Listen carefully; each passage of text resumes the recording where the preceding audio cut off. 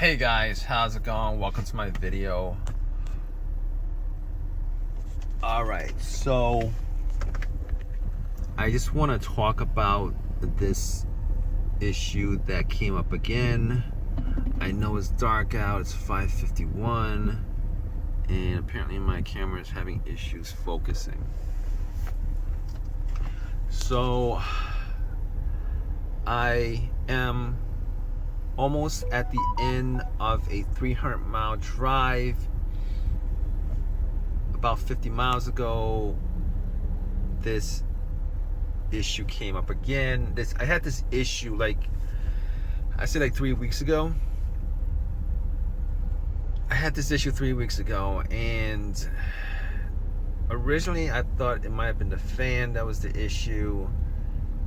But I did unplug the main battery and unplug the white wire from the fuse box, and all the lights went off. And originally I thought all the lights went off because I let the car sit with everything unplugged, but apparently it's true that if you unplug the main battery from the back and the white wire to the fuse box, and if you guys don't know what that is, you guys can look it up. It just resets the system, and I was able to drive this for maybe like 300 miles, more than 300 miles, because maybe like 400 or 500 miles before this came up again. Now at this point, I'm pretty sure that it's probably the hybrid battery that has an issue, or some of the cells might have an issue. So I might have to change some of the cells out. But it's drivable. All right. I mean, all the lights on the dash look like it's really something that's serious, but it's drivable.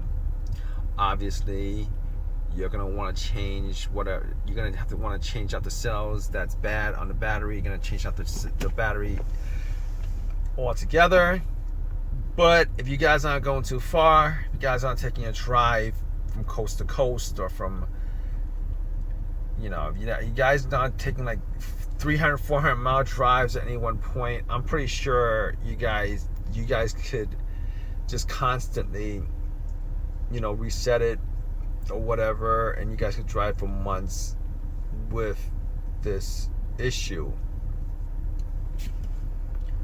Because apparently I've read comments on certain videos where people say that they've had these lights come up, and the check hybrid system, and the change out the power pack code for the change out the power pack, and they were able to reset it and then drive it for months at a time and continue driving it. But I wouldn't take this from where I am to California, is what I'm saying. And I was able to drive a good 50 miles. I'll probably be driving this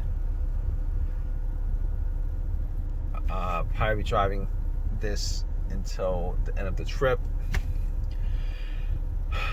But apparently that issue where, because I'm gonna go into I'm gonna go a little bit deeper into this, because apparently like about a year ago, I started having this issue where the engine wouldn't shut off. I was able to reset it. It started happening a couple of times, and then this issue popped up, a year later. And at this point, but okay, so the sequences of symptoms for the battery kind of having issues before it actually tells you that it has issues with all these lights on the dash and stuff like that is, I gotta tell you, this car with these lights on, this car hasn't turned off. The engine hasn't turned off.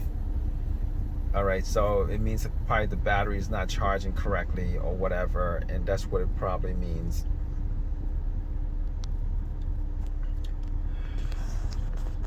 And